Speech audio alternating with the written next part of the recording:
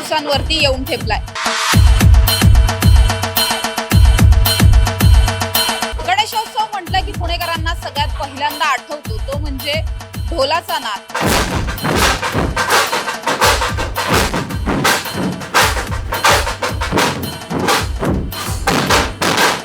त्याचबरोबर ताशाची तर्री।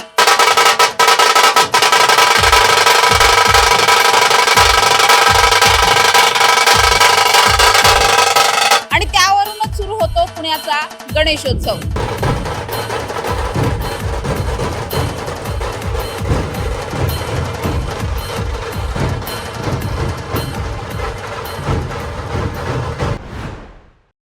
अर्थातच गणेशोत्सव अवघ्या 7 दिवसांवरती येऊन ठेपल्यामुळे पुण्यातल्या नदीपात्रांमध्ये, पुण्यातल्या वेगवेगळ्या मैदानांवरती ढोलताशांचे सराव सध्या रंगात आलेले पाहायला मिळतात। तुम्ही माझ्या मागेही आता ऐकलं तर ताशाची तर्री ऐकू येते। ढोलताशा पथकांचा सराव अंतिम टप्प्यात आलेला आहे।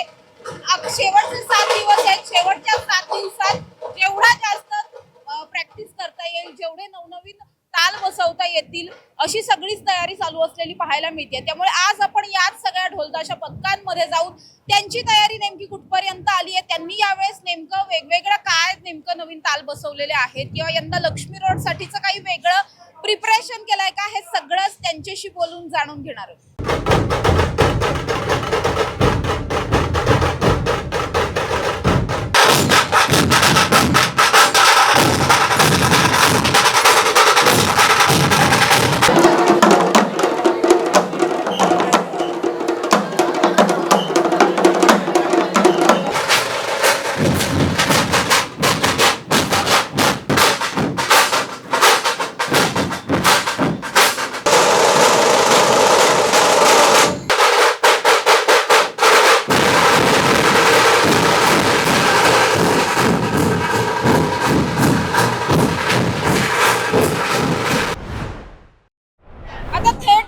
वादकांशी संवाद साधणार आहोत, त्यांचा सराव नेमका कुठवर आला हे जाणून घ्यायचा प्रयत्न करणार आहोत। तुझं नाव काय, किती वर्ष वाजवतोस आणि सराव कुठपर्यंत आला? माझं नाव निशांत नितीन भोसले। मी गेले 10 वर्ष झाले या पथकात वाजवतोय। त्याच्या आधी ढोल वाजवत होतो, आता ताशा वाजवतोय। हा म्हणजे आतापर्यंत सराव एवढा चांगला चालू आहे की आम्ही दहीहंडीमध्ये म्हणजे खूप नाव केलं। आता दहीहंडी झाली 2025, त्याच्यामध्ये आम्ही 3 वादनं घेतली। 3 वादनं एकदम पद्धतशीर पार पाडली आणि सराव चालू आहे अजून पण। गणपती आता येते, ते 8 दिवस राहिले तर गणपतीची तयारी चालू आहे। तुम्ही बघू शकता की सराव जोरात चालू आहे। यंदाच्या वर्षी वेगळं काही ऐकायला मिळणार आहे? वेगळा एखादा ताल वगैरे बसवलाय? आम्ही एक हलगीमध्ये म्हणजे देवीचा जागर हा ताल आम्ही बसवलेला आहे यावर्षी। तो म्हणजे आम्ही यावर्षी तो गाजून राहणार, खात्री आहे म्हणजे? खात्री आहे, कारण तो बीटच असं बसवलेला आहे की पब्लिक नाचलीच पाहिजे लक्ष्मी रोडची। मला तुला आणखीन एक प्रश्न विचारायचा आहे। तू म्हटलास की तू 10 वर्षांपासून वादन करतोय। यंदाच्या वर्षी डीजे विरुद्ध ढोलताशा पथक असा एक माहोल तयार झालेला पाहायला मिळतोय। त्याचबरोबर एक मंडळ एक पथकही म्हटलं जात आहे। वादक म्हणून तुझी काय भूमिका आहे? माझी भूमिका हीच असेल की डीजे मुक्त गणेशोत्सव तुम्हाला सगळ्यांना म्हणजे असं म्हणजे अर्ध्या जणांना मान्य, अर्ध्या जणांना नाही। पण आम्ही पथकाच्या दृष्टीने बघायला गेलं तर आम्हाला ते मान्य होत नाही की डीजे पण असावा, नाही का? म्हणजे आम्हाला असं वाटतं की पथकच सगळीकडे वाजलं पाहिजे, कारण पारंपरिक वाद्य सगळीकडे वाजलं पाहिजे। गेले आता एवढी वर्ष झाले की सगळेजण म्हणजे सगळे पथक की ट्राय करतात लक्ष्मी रोडला। आता पथक इतकी झालेली आहे की म्हणजे काहीच म्हणजे हे नाही की एवढी पथकं झालेली आहे। बाहेरनं पण पथक येतात पुण्यामध्ये लक्ष्मी रोड वाजवला, पण लक्ष्मी रोडला मंडळाची मानाची आहे तीच एवढा वेळ असं हे करतात की तिकडे 2-3 पथकं असतात, त्याच्यामध्ये जर चान्स भेटला तर भेटला, पण मागच्या मंडळाला चान्स भेटून फायदाच नाही ना, कारण मागे डीजे असतो, डीजेच्या आवाजामुळे वादन होत नाही प्रॉपर। माझ्या बरोबर एक मुलगी पण आहे। खरं तर मुली तसं ताशावरती फार कमी पाहायला मिळतात। तू कधीपासून ताशावर? 3 वर्षापासून। कसं वाटतं आणि वेगळं काही आहे का असेल? हो, वाटतं ना वेगळं। सगळे पुरी ढोल वाजवतात, आम्ही ताशा वाजवतो, थोडं वेगळं मग नक्की। तुला का असं वाटलं की ताशा आपल्याला वाजवावा, ढोल न वाजवता? कारण की ढोल तर सगळ्याच मुली वाजवतात, ताशा वाजवण्यात शिकण्यात वेगळी मजा आहे। आव्हानात्मक काही आहे हो ताशामध्ये? नक्कीच। मुलं लवकर ताशा शिकतात आणि मुली खूप लेट ताशा शिकतात असं माझ्या अनुभवास आलेला आहे। पण तरी आम्ही पूर्ण ट्राय करतो। माझ्यासोबत अजून एक मुलगी असते, पण पूर्ण ट्राय करतो आम्ही दोघी जणी की ताशा बरोबर वाजला हवा। खूप कठीण आहे, कारण की सारखे सारखे ट्यून्स चेंज होत असतात, त्याच्यामुळे आव्हान मुलांची एनर्जी मॅच करण्याला वगैरे कसं काही अवघड वाटतं? हो वाटतं. त्यांची एनर्जी खूप हाय लेवल असते आणि आपली खूप कमी असते, पण तेच आव्हानात्मक आहे ना, त्याच्यामुळे त्याच्यातच मजा आहे. यंदाच्या वर्षी तुझं काय मत आहे? डीजे मुक्त गणेशोत्सव म्हटलं जात आहे, तुला काय जास्त आवडतं, ढोलताशा पद्धती डीजे? ढोलताशा पथक त्यात काही वेगळं नाहीच आहे. ढोलताशा पथकच जास्त आवडतं. डीजे मुक्त गणेशोत्सव जास्त पाठिंबा आहे त्याला. ढोलताशा पथकांमध्ये मुलींची महिलांची संख्या सगळ्यात जास्त सध्या पाहायला मिळते. तुम्ही माझ्या मागेही पाहिलं तर आता प्रचंड सगळ्या सुंदर मुली आहेत, खूप छान वादन करतायत मगासपासून, आणि पूर्ण टीम जी आहे ती मुलींची टीम या ठिकाणी थांबलेली आहे आणि ढोलताशाचं खूप छान वादन चाललंय. म्हणजे अगदीच यांच्यामध्ये सगळ्यात लहान मुलींपासून ते काही अशा काकू सुद्धा आहेत ज्या स्वतःचं घर संसार मुलं नवरा असं सगळं सांभाळून सुद्धा मग संध्याकाळी इथे येऊन प्रॅक्टिस करतात. या सगळ्या संघामधली सगळ्यात लहान मुलगी माझ्या बरोबर आहे. तू ढोल एकतर तुझ्यापेक्षा खूप मोठा ढोल आहे, झेपतो का ढोल? असं सगळ्यांना वाटतं की ढोल खूप जड असतो वगैरे. नाही नाही, असं काही नाहीये, जड म्हणून नाहीये, बट मनातून जिद्द असेल तर कोणीही काही करू शकतं. तू किती वर्षांपासून वाजवते? माझा पहिलाच वर्ष आहे. मी एक महिन्यात झालाय प्रॅक्टिस करतेय, पण इथली प्रॅक्टिस अशी एवढा चांगल्या प्रमाणे घेतात ना, म्हणजे कोणीही पटकन शिकू शकतं. मग तुला या एका महिन्यात असं कधी वाटलं की खूप दमायला झालंय किंवा जड आहे ढोल, असं कधी झालं? मनातून जिद्द असली म्हणजे तर काहीही कोणी करू शकतं. नाही, असं काही कधी वाटलं नाही, मजा येते. तू आत्ताच शिकतेस, तुला आतापर्यंत जे काही शिकलीस त्यातला सगळ्यात जास्त वाजवायला काय आवडतं? एखादा ताल? करमुळी आवडतो मला, म्हणजे ज्याच्यात मजा येते, म्हणजे स्वतःहून असं मनातून नाचायची इच्छा होते, म्हणजे हॅपी होते मी, असं खुश होते. मग आता तुम्ही किती तास दररोजचा सराव करता? आणि अगदी खूप कमी दिवस राहिलेत, 7-8 दिवसात गणपती बाप्पाचं आगमन आहे, तर तुमचा सगळ्यांचा सराव नेमका कसा असतो? एक नंबर चालू आहे माझ्या मनापासून तरी. आणि प्रॅक्टिस आमची 5 ते 10 असते, कधी संडेला वगैरे 4 पासून चालू होते, कारण की मिरवणूक मध्ये चांगलं प्रदर्शन करायचं असेल तर प्रॅक्टिस ही पाहिजेच. यंदा लक्ष्मी रोड साठी काही खास बसवलंय असं? आहे, सरप्राईज आहे. आता आमची प्रॅक्टिस चालू आहे. तुम्हाला ते विसर्जनाला कळेलच की आम्ही काय करतोय प्लॅनिंग. विसर्जनासाठी खास राखून ठेवलं? हो, नक्की. तर तुला वादक म्हणून सध्या जे काही डीजे मुक्त गणेशोत्सवाचा नारा दिला जातोय, वादक म्हणून किंवा इव्हन पुणेकर म्हणून किंवा गणपती बाप्पाची एक भक्त म्हणून तुला काय वाटतं? डीजे मुक्त गणेशोत्सव व्हायला हवा? हो, नक्की व्हायला हवा, कारण की ही आपली परंपरा आहे. ढोल पथकं डीजे ही नवीन जनरेशनची आहे. ढोल पथकामुळे नॉईज पोल्युशन तर होत नाही, पण ऍटलीस्ट आपलं पारंपरिक वादन होतं, युवा गोळा होते त्याच्याने. आणि जे म्हणतात ती ड्रग्ज मुक्त, आता युवा एवढी इथे गोळा होते, दिवसाचे 6-6 तास इथे प्रॅक्टिसला देते, त्यातनं चांगलाच मेसेज जातो सगळ्यांसाठी. काय सांगशील, कधीपासून ढोल वाजवा? मी गेले 3 वर्ष ढोल वाजवते. असं वाटतं एकंदरीत? आणि आता सराव पूर्ण दिवसभराचा तणाव विसरून जेव्हा आम्ही ढोल बांधतो, खरंच खूप रिलॅक्सिंग असं फील होतं. छान वाटतं पथकामध्ये. यंदा काही वेगळं ट्राय कर? हो, ताल वगैरे बसवलंय खूप सारं, आणि आता कॉम्पिटिशन मध्ये पण आम्ही जिथे फक्त मुली पार्टिसिपेट करणार आहेत त्याच्यामध्ये आम्ही भाग घेतलेला आहे. इकडे आम्ही जाणार. ढोलताशा पथकांमध्ये मुलींची संख्या जास्त वाढतीये, तू या सगळ्याकडे कशी पाहतेस? तुला काय वाटतं? खरं आजकालच्या पोरी ह्या पोरांबरोबर खांद्याला खांदा मिळवून चालणार आहेत, त्यामुळे पोरी पण पार्टिसिपेट करायला बघून आनंद वाटतं की महाराष्ट्राची प्रत्येक मुलगी भाग घेते याच्यामध्ये. छान वाटतं. या ढोलताशा पथकांचा सराव सुरू असताना मला एक असा वादक भेटला जो खरं तर पुण्यामध्ये ताशा सम्राट म्हणून प्रसिद्ध आहे. अर्थात माझ्या बरोबर यश कांबळे आहे. यश, काय सांगशील, यंदाच्या वर्षी तुझ्याकडून वेगळं असं काय ऐकायला मिळतं? माझ्याकडून तर वेगळं ऐकायला नक्कीच मिळेल, पण एक महत्त्वाचं सांगायचं झालं तर यावर्षी भरपूर पथकांमध्ये लोकवाद्यांचा समावेश आहे. मुळात ढोल ताशा हे लोकवाद्यच आहे, पण यामध्ये संबळ हलगी म्हणता येईल किंवा बाकी लोकवाद्यांचा समावेश करून नवीन चाली नवीन ताल बसवतायत. तशाच प्रकारचे मी पण यावेळेस प्रयोग केलेला आहे. आणि यावर्षी गेल्या 11 वर्ष आम्ही ज्या नावाने पथक चालवत होतो, शिवराय वाद्य पथक ट्रस्ट कोथरूड, या नावाचं रूपांतर आम्ही यावर्षी श्री शिव साम्राज्य प्रतिष्ठान कोथरूड या नावाने यावर्षीपासून आम्ही वादन करणार आहोत. तर लक्ष्मी रोडला नक्की सर्वांना ऐकायला मिळेल लोकवाद्य जुगलबंदी. दरच वेळेस आपण बघतो की ढोलताशा पथकांची क्रेज पुण्यामध्ये खूप आहे, मात्र यंदाच्या वर्षी डीजे विरुद्ध ढोलताशा वगैरे असं एक सगळं झालं. त्याच्यानंतर मग एक मंडळ एक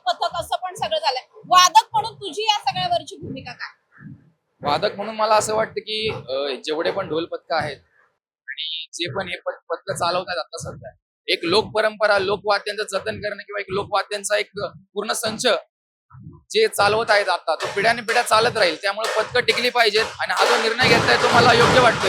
असं नाही की डीजेला बंदी केली म्हणजे डीजे वाजणार नाही, डीजे पण वाजतील, पण ढोल पथकांचा या वर्षी आता समावेश असेल असं मला वाटतं.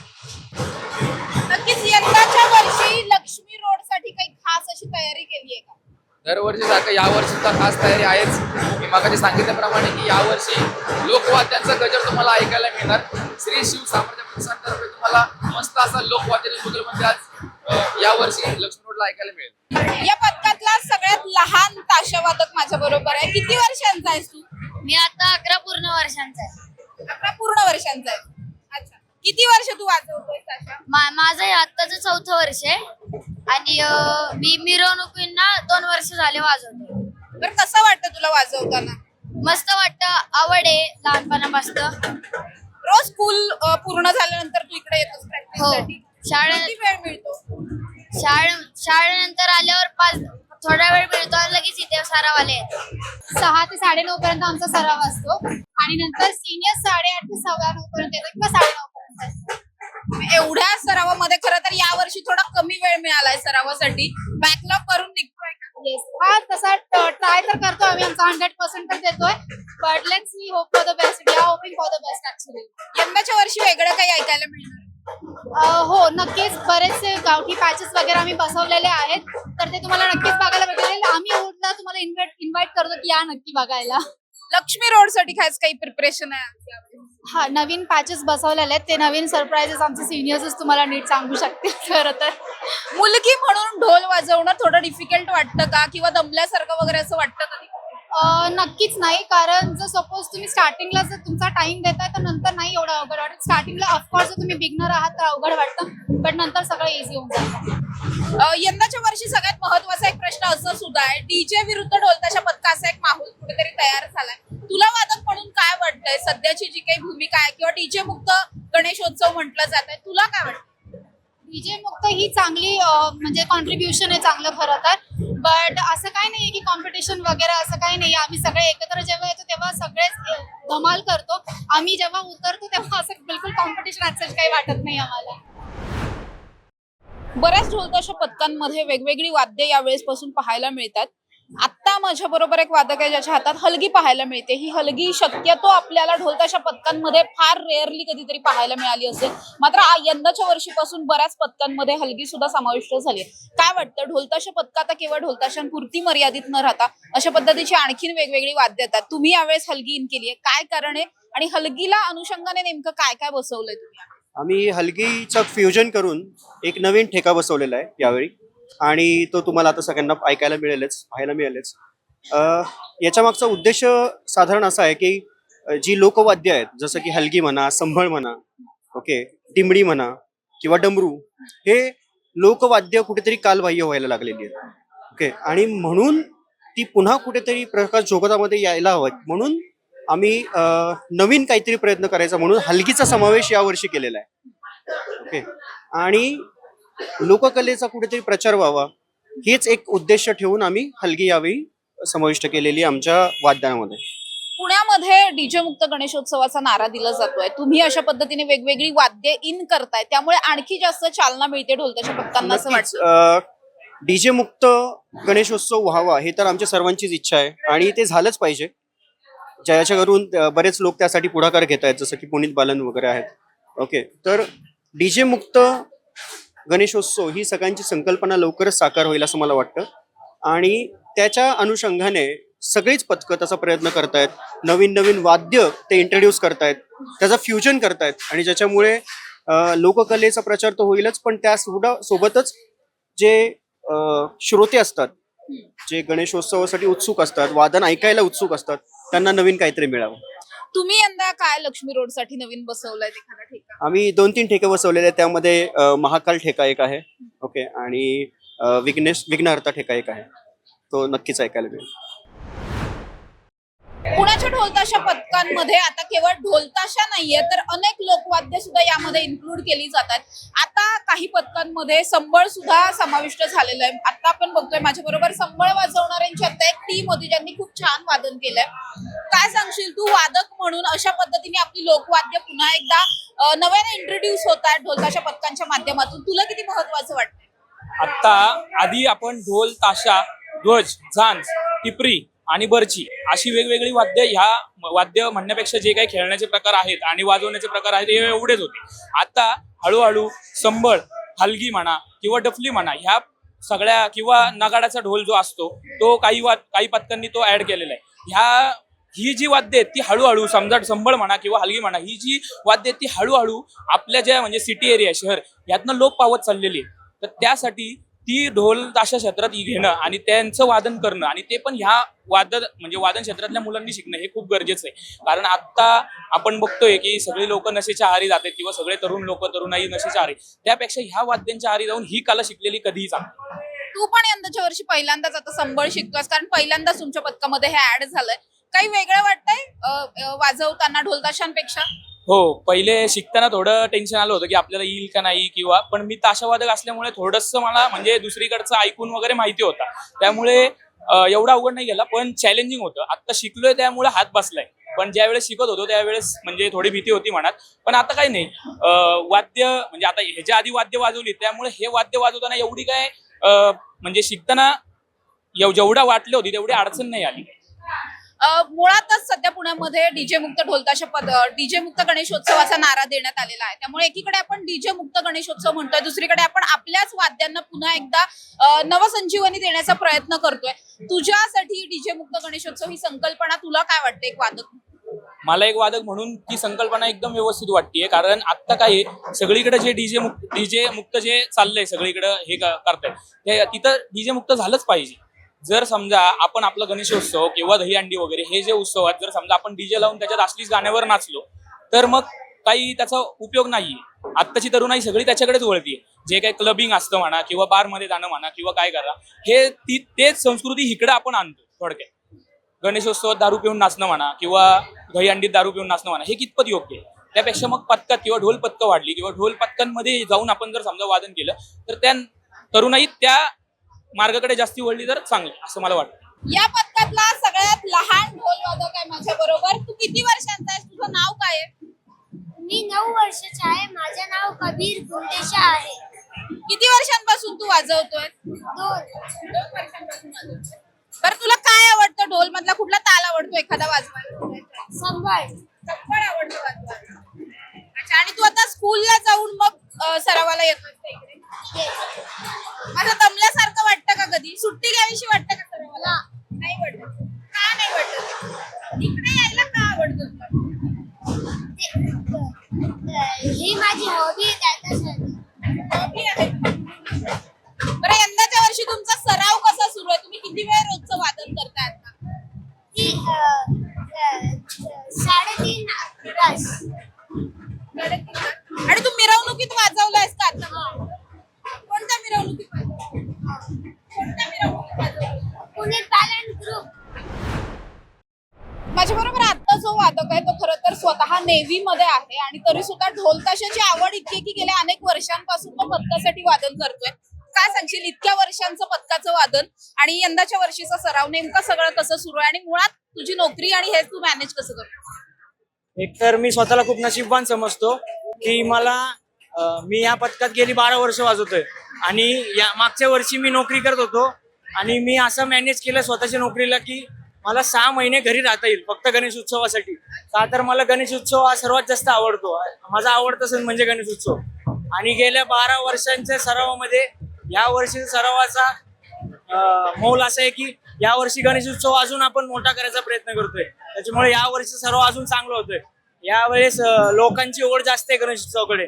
लोक पारंपरिक वाद्यांकडे जास्त ओढली गेली जातात. त्याच्यामुळे अजून चांगलं वाटतंय. लोकांचा इनिशिएटिव्ह वाढतोय पथकांमध्ये, म्हणून अजून वाजवायला मजा येते.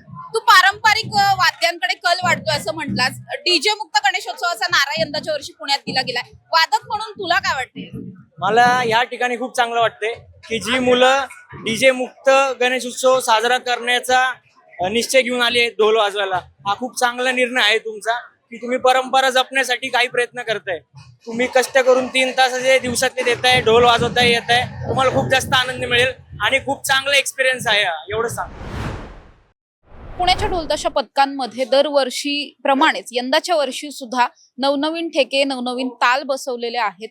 अवघे 7-8 दिवस बाकी असताना सुद्धा गणपती बाप्पाच्या आगमनासाठी आणि विसर्जनासाठी नवनवीन काय काय देता येईल अशा पद्धतीने सगळेच प्रयत्न सुरू असलेले पाहायला मिळतात.